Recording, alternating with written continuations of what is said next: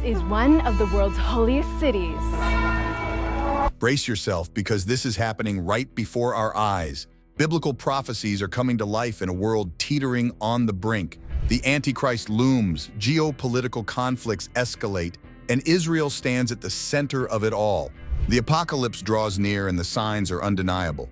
Join us as we delve into the depths of prophecy and uncover the chilling realities of our time. Don't look away, the truth awaits. Let's go. Section 1. Current global challenges and biblical prophecies. The world today faces a myriad of challenges that are unprecedented in scale and complexity. From the ongoing COVID-19 pandemic to the looming threat of climate change, the growing social unrest, and increasing political tensions, these issues are reshaping our reality. But could these events also be pointing to something much larger, something prophesied in ancient texts? The COVID-19 pandemic, which began in late 2019, has had a profound impact on global health, economies, and societies. Over the past few years, we've seen millions of lives lost, economies shaken, and daily life disrupted in ways we never imagined. Lockdowns, travel restrictions, and the shift to remote work and online education have become part of our new normal. This virus has highlighted the vulnerabilities of our interconnected world and the fragility of our health systems. Meanwhile, the effects of climate change are becoming increasingly impossible to ignore. Rising global temperatures, melting polar ice caps, and more frequent and severe natural disasters like hurricanes, wildfires, and floods are stark reminders of the changing climate. Scientists warn that if immediate and substantial actions are not taken, the consequences could be catastrophic for future generations. Social unrest is another significant issue. Across the globe, we witness protests and movements demanding justice and equality. From the Black Lives Matter protests in the United States to the pro-democracy movements in Hong Kong and the ongoing struggles in places like Myanmar and Belarus, people are standing up against injustice and demanding change. These movements are often met with resistance, leading to further conflict and division. Political tensions are also on the rise. The world is seeing increasing friction between major powers, such as the United States and China, Russia and Ukraine, and conflicts in the Middle East. These geopolitical struggles not only threaten regional stability, but also have the potential to escalate into larger, more destructive confrontations. Let's delve into how these current events might be interpreted in the light of biblical prophecies. In the New Testament, Jesus spoke of signs that would precede his return and the end of the age. In Matthew 24, Luke 21, and Mark 13, he described a series of events that would signal the approaching end times. In Matthew 24, verses 6 to 7, Jesus said, "You will hear of wars and rumors of wars, but see to it that you are not alarmed. Such things must happen, but the end is still to come. Nation will rise against nation, and kingdom against kingdom. There will be famines and earthquakes in various places." Similarly, Luke 21 verse 11 mentions great earthquakes, famines, and pestilences in various places, and fearful events and great signs from heaven. Mark 13 verse 8 echoes these sentiments, stating, "Nation will rise against nation and kingdom against kingdom. There will be earthquakes in various places and famines. These are the beginning of birth pains." Could the pandemic be one of these pestilences mentioned in Luke 21 verse 11? The scale and impact of COVID-19 certainly fit the description of a significant pestilence affecting various parts of the world. The widespread suffering, economic disruption, and loss of life are reminiscent of the biblical plagues that brought nations to their knees. What about climate change? While the Bible does not explicitly mention climate change, the increasing frequency and intensity of natural disasters could be seen as a fulfillment of the prophesied earthquakes in various places and other catastrophic events. These disasters disrupt lives, destroy communities, and create a sense of instability and fear, much like the signs described in the Gospels. The social unrest we are witnessing today might also be interpreted as part of the prophesied end times. Jesus warned of nation rising against nation and kingdom against kingdom, which can be seen as not only literal wars, but also civil strife and internal conflicts. The widespread protests and movements for social justice highlight the deep divisions and inequalities within societies, and the often violent responses to these movements could be viewed as part of the turmoil predicted in the Bible. Political tensions and the threat of war are perhaps the most directly linked to biblical prophecies. The mention of wars and rumors of wars in Matthew 24 verse 6 seems eerily reflective of today's geopolitical climate. The ongoing conflicts and the constant threat of new ones serve as a reminder of the fragility of peace and the ever-present potential for large-scale violence. But what if these events are not just random occurrences? What if they are, as some believe, signs of something much larger, much more significant? Are we witnessing the beginning of the end times prophesied in the Bible? Consider the advancements in technology and their potential role in fulfilling biblical prophecy. In Revelation 11, it is written that during the period of the Great Tribulation, 2 witnesses will prophesy for 1,260 days, and the entire world will see their dead bodies lying in the streets of Jerusalem. Just a few decades ago, this would have seemed impossible. How could the whole world simultaneously witness an event in one city? Yet today, with global satellite networks, the internet, and instant communication, such a scenario is entirely feasible.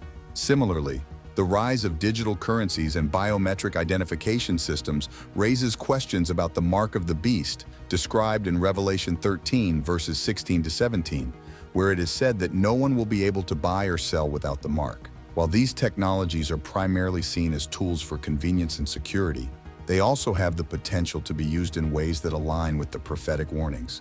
So, what do these current events mean for us today? Are we indeed living in the end times, as some believe? Or are we simply facing the latest in a long line of challenges that humanity must overcome? Perhaps the answer lies not in seeking to predict the future, but in how we respond to the present. The biblical prophecies serve as a reminder to remain vigilant, to live righteously, and to seek peace and justice in our lives and communities. They challenge us to reflect on our values, our actions, and our relationship with the world around us. Section 2. The Great Tribulation, its definition and scriptural basis. Imagine a period so cataclysmic that it is described as the worst time in human history. This is the Great Tribulation, a prophesied era of intense suffering and upheaval that is central to Christian eschatology. The Great Tribulation is not just a time of hardship. It is a divinely ordained period that marks the culmination of God's plan for humanity. But what exactly is this period, and why is it considered so significant? The Great Tribulation is a 7-year period that is often divided into 2 distinct halves. The first half is characterized by a false peace, and the second half by unprecedented suffering.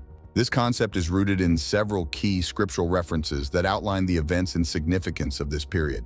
One of the foundational scriptures is found in the book of Daniel. Daniel 9 verse 27 speaks of a covenant that will be made for 1 week, interpreted as a 7-year period. It says, "He will confirm a covenant with many for 1/7. In the middle of the 7, he will put an end to sacrifice and offering. And at the temple, he will set up an abomination that causes desolation, until the end that is decreed is poured out on him." This passage points to a critical moment halfway through the tribulation, where a figure known as the Antichrist will break a peace agreement and commit an act of sacrilege, setting off the second and more devastating half of the tribulation. But what are these events leading up to this dramatic midpoint? In Matthew 24 verses 21 to 22, Jesus provides a stark warning about this period. "For then there will be great distress, unequaled from the beginning of the world until now, and never to be equaled again. If those days had not been cut short, no one would survive. But for the sake of the elect, those days will be shortened." This description underscores the unparalleled nature of the suffering that will occur during the Great Tribulation.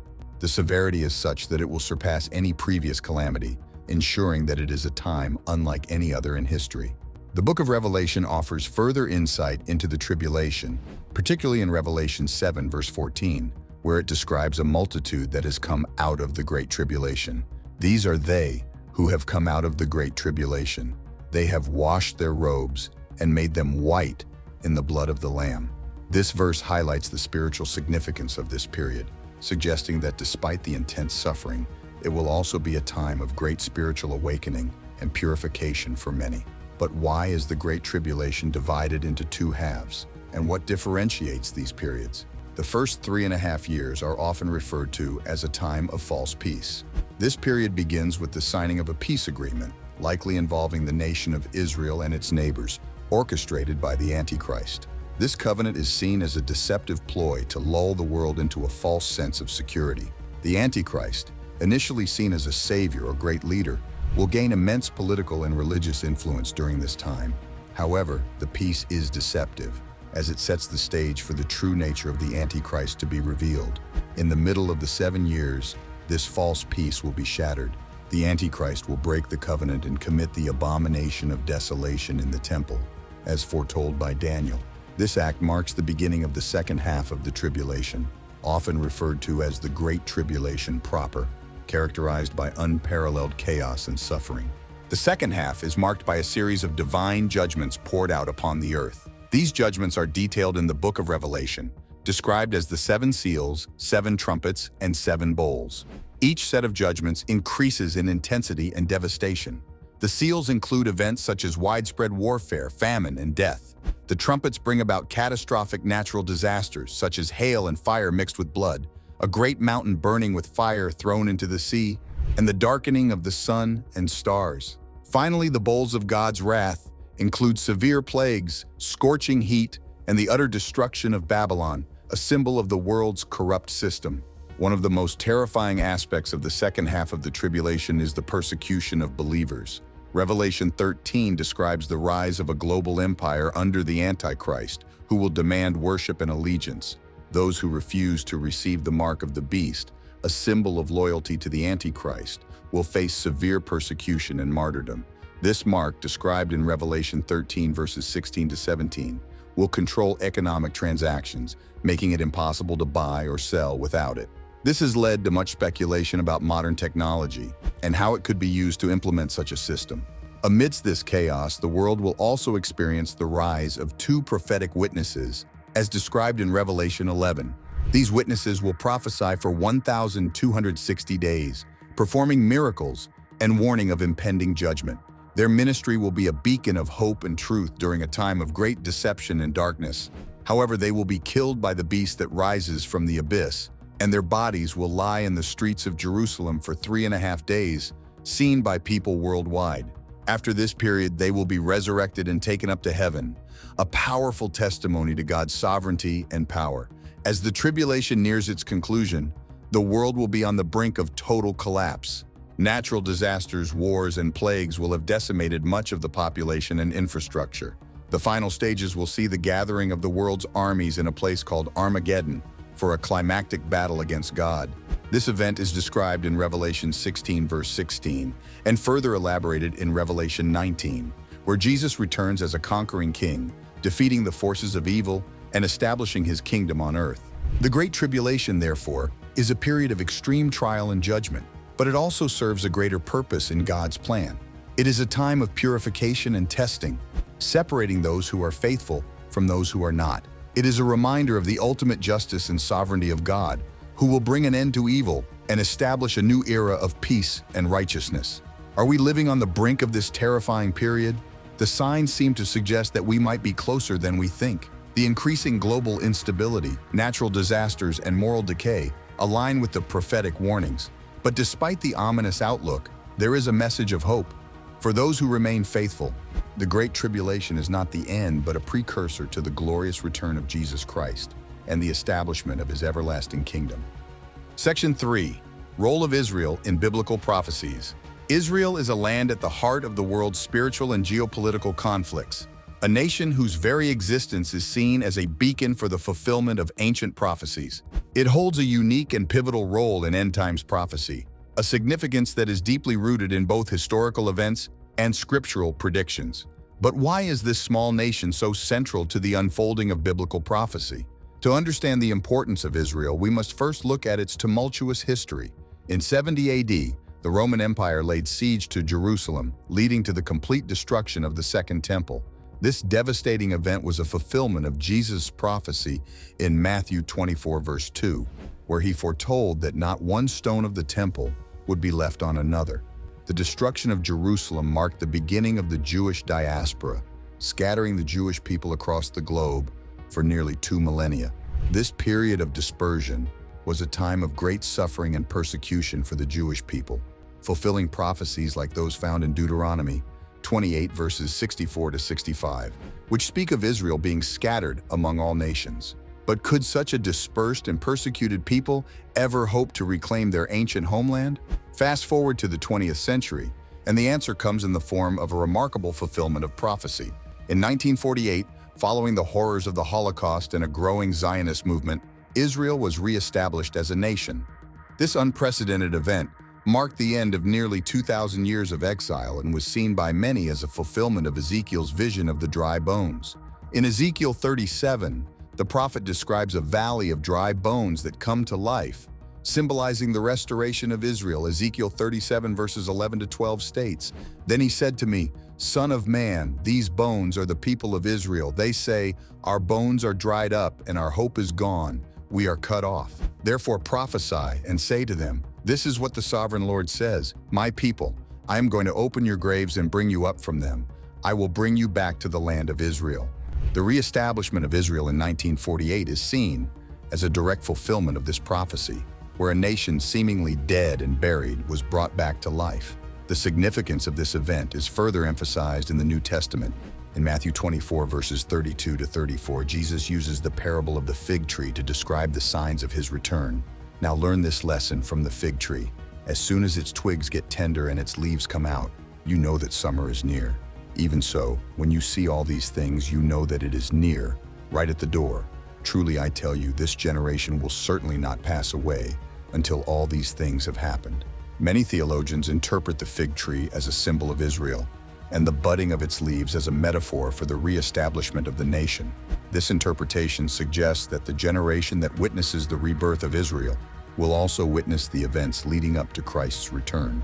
But why does Israel hold such a central role in end times prophecy? The answer lies in the covenants and promises made by God throughout the Bible. Israel is often referred to as God's chosen people, and Jerusalem as the city where he placed his name.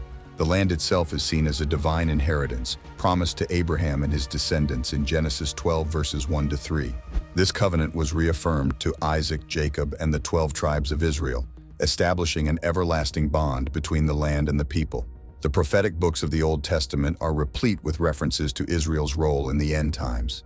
In Zechariah 12 verses 2 to 3, God declares, "I am going to make Jerusalem a cup that sends all the surrounding peoples reeling. Judah will be besieged as well as Jerusalem. On that day, when all the nations of the earth are gathered against her, I will make Jerusalem an immovable rock for all the nations. All who try to move it will injure themselves." This prophecy speaks of a future siege against Jerusalem, where the city will become a focal point of global conflict, drawing the attention and aggression of nations worldwide. As we consider these prophecies, it is important to understand the geopolitical implications. The modern state of Israel is a flashpoint for tensions in the Middle East, with conflicts over territory, religion, and politics. The ongoing Israeli-Palestinian conflict, disputes over the Temple Mount, and tensions with neighboring countries like Iran and Syria are not just regional issues. They have the potential to spark broader conflicts that could fulfill the prophecies of global turmoil centered on Jerusalem. Moreover, the rebuilding of the Third Temple is a significant aspect of end times prophecy. In 2 Thessalonians 2 verses 3 to 4, Paul speaks of the Antichrist setting himself up in God's temple, proclaiming himself to be God. This presupposes the existence of a temple in Jerusalem, a site currently occupied by the Islamic Dome of the Rock. Efforts by various groups to prepare for the rebuilding of the temple, including the establishment of the Temple Institute and the creation of temple artifacts, indicate a growing movement towards fulfilling this aspect of prophecy. The reestablishment of Israel and the potential rebuilding of the temple also bring into focus the prophecies of Ezekiel's Gog and Magog war. In Ezekiel 38 and 39, a coalition of nations led by Gog from the land of Magog will attack Israel in the latter days. This invasion is seen as a pivotal event leading up to the final battles of the end times. The current alliances and hostilities in the Middle East are often scrutinized to see if they align with the nations mentioned in these chapters, with some interpreting modern Russia and its allies as key players in this prophetic scenario. But what does this mean for the world today? Are we truly on the brink of witnessing these ancient prophecies unfold? The current events surrounding Israel seem to suggest that we are closer than ever to seeing these biblical predictions come to pass. The nation of Israel, surrounded by hostile neighbors and constantly at the center of international controversy, remains a focal point of prophetic interest. Are we prepared to witness the culmination of these prophecies? The signs seem to indicate that we are living in a significant period of history, one that could very well see the fulfillment of these ancient predictions. As we watch the events unfold in Israel and around the world, it is essential to remain vigilant, discerning, and faithful, knowing that we are part of a much larger story that is still being written. Section 4. The Antichrist and the Mark of the Beast. In the shadowy corners of biblical prophecy, few figures are as foreboding as the Antichrist. This enigmatic character, described in chilling detail, is destined to play a central role in the end times drama. But who is the Antichrist and what is the true nature of his influence? In 2 Thessalonians 2 verses 3-4, the Apostle Paul offers a grim portrayal. Don't let anyone deceive you in any way, for that day will not come until the rebellion occurs, and the man of lawlessness is revealed, the man doomed to destruction. He will oppose and will exalt himself over everything that is called God or is worshipped, so that he sets himself up in God's temple, proclaiming himself to be God. This passage describes the Antichrist as a figure who will embody ultimate rebellion against God, positioning himself as a deity in a sacrilegious display within the third temple.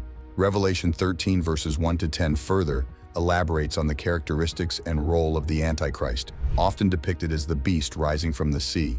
The dragon stood on the shore of the sea, and I saw a beast coming out of the sea. It had 10 horns and 7 heads, with 10 crowns on its horns, and on each head a blasphemous name. The beast I saw resembled a leopard, but had feet like those of a bear, and a mouth like that of a lion. The dragon gave the beast his power and his throne and great authority. This beast, empowered by Satan, the dragon, will command immense political and military power, captivating and coercing the world's nations. The Antichrist's rise to power is marked by deception and coercion. He will be a master of intrigue, using both charisma and force to subjugate nations and individuals. His reign will be characterized by false peace, as mentioned in the earlier section about the Great Tribulation. But this will quickly give way to unprecedented tyranny and blasphemy. Perhaps the most sinister aspect of the Antichrist regime is the imposition of the mark of the beast. Revelation 13 verses 16-18 provides a haunting description. It also forced all people, great and small, rich and poor, free and slave, to receive a mark on their right hands or on their foreheads, so that they could not buy or sell unless they had the mark, which is the name of the beast or the number of its name. This calls for wisdom. Let the person who has insight calculate the number of the beast, for it is the number of a man. That number is 666. The mark of the beast is more than a physical mark. It is a symbol of allegiance and control. Without this mark, individuals will be excluded from economic life, unable to buy or sell basic necessities. This prophecy has led to widespread speculation about its modern-day implications, particularly with the rapid advancement of technology. In today's world, the concept of a mark that controls economic activity is no longer a far-fetched idea. With the advent of microchip implants and digital identification systems, the tools for such control are becoming increasingly feasible. Microchips, which can be implanted under the skin, are already used for various purposes, from medical information storage to access control. These tiny devices could theoretically be adapted to store financial data and personal identification, creating a system where physical currency and traditional IDs are obsolete. Digital IDs, another technological innovation, are being developed and implemented around the world. These systems aim to centralize and secure personal identification using digital platforms. While these advancements offer many benefits, including enhanced security and convenience, they also raise significant privacy and ethical concerns. The potential for misuse by authoritarian regimes or malevolent actors is a real and pressing issue. Could these technologies be the precursor to the mark of the beast? While it is essential to avoid sensationalism, the parallels are striking. The ability to control economic transactions through digital means aligns with the prophecy in Revelation. The increasing push towards a cashless society, driven by convenience and security concerns, could set the stage for a system where participation in the economy is contingent upon accepting a specific mark or identifier. Furthermore, the development of global digital currencies and blockchain technology adds another layer to this discussion. Cryptocurrencies, though decentralized and often promoted as a means of financial freedom, could be co-opted by governments to create state-controlled digital currencies. These currencies would allow for unprecedented tracking and control over individual transactions, aligning closely with the biblical depiction of the mark of the beast. As we ponder these developments, the ominous question remains: are we moving towards a fulfillment of this prophecy? The rise of global surveillance systems, enhanced by artificial intelligence and big data analytics, provides governments and corporations with tools to monitor and influence behavior on an unprecedented scale. The potential for these technologies to be used for coercive control is a chilling prospect. In this context, the warnings of Revelation 13 take on new urgency. The mark of the beast represents more than a technological innovation. It is a symbol of ultimate allegiance and subjugation. Accepting the mark is depicted as a profound spiritual decision, aligning oneself with the forces of the Antichrist and rejecting God. The implications of this prophecy call for vigilance and discernment. As technology continues to evolve, it is crucial to remain aware of the ethical and spiritual dimensions of these advancements. The potential for misuse and control must be balanced with the benefits that technology can bring. Ensuring that human rights and freedoms are protected in the digital age is paramount. As we navigate these times, let us remain grounded in our faith and informed about the implications of the advancements around us. The prophecy of the Antichrist and the mark of the beast serves as both a warning and a call to vigilance, urging us to stay true to our values and to be prepared for the trials that may come. Thanks for watching. Click the next video on your screen for more.